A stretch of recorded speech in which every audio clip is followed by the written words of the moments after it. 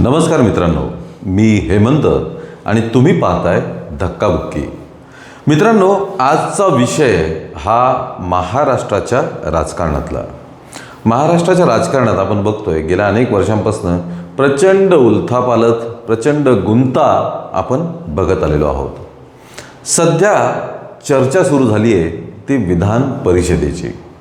नुकतेच उद्धव ठाकरेंसह इतर 6 आमदार त्यांची टर्म संपल्यामुळे विधान परिषदेतनं निवृत्त झाले। अर्थात पुन्हा त्यांची निवड होऊ शकते, पण याच विषयी मोठी चर्चा महाराष्ट्राच्या राजकीय वर्तुळात आणि प्रसार माध्यमांमध्ये बघायला मिळत आहे।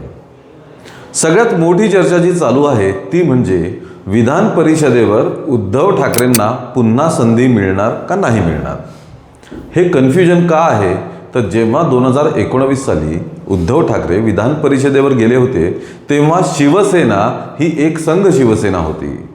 त्यानंतर 2022 साली शिंदे मोठ्या संख्येने आमदार घेऊन वेगळे झाले आणि त्यांनी शिवसेना पक्ष हा आपल्या ताब्यात घेतला।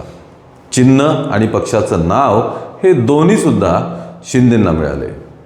त्यानंतर आता विधान परिषदेतनं निवृत्त झाल्यानंतर, आपली टर्म संपल्यानंतर उद्धव ठाकरेंना परत विधान परिषदेवर जायचं असेल तर तेवढ्या आमदारांचं संख्याबळ त्यांना असावं लागतं, जे सध्या त्यांच्याकडे नाही आहे।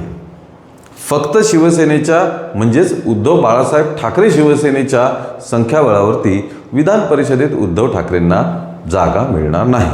मग पूर्ण महाविकास आघाडीचा जर सपोर्ट असेल तर त्यांना जागा मिळण्याची शक्यता आहे।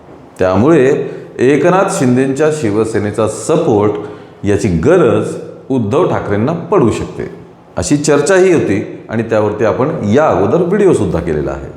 पण आता एकनाथ शिंदेंनी मोठा गुगली टाकलेला आहे, कारण 2 दिवसांपूर्वी एकनाथ शिंदे आणि अपक्ष माजी आमदार बच्चू कडू यांची मुंबईत भेट झाली।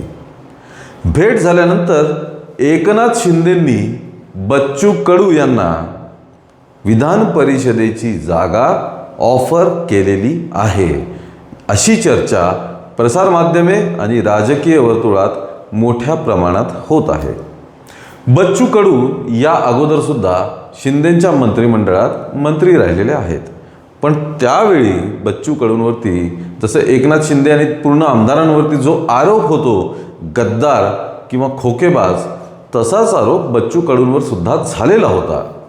पण त्यानंतर बच्चू कडू मागची विधानसभा हरले, त्यांचा पराभव झाला। पण आता एकनाथ शिंदेंनी देऊ केलेली विधान परिषदेची जागा बच्चू कडू स्वीकारणार का, या बाबतीत अनेक तर्कवितर्क मांडले जात आहेत।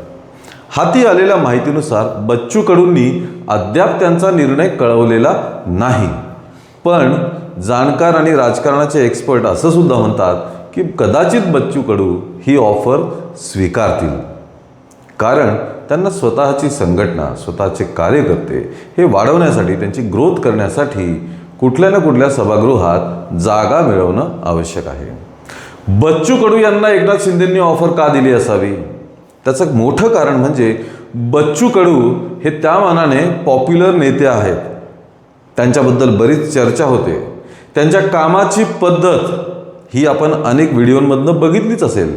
त्यांचा रोखठोक स्वभाव, शेतकऱ्यांसाठी असलेलं त्यांचं कार्य, लोकांच्या कामासाठी पर्सनली म्हणजेच वैयक्तिकरित्या लक्ष घालून लोकांच्या सोबत विविध कार्यालयांमध्ये जाऊन ते काम करतात, त्यामुळे त्यांना जनाधार हा तसा मोठा आहे।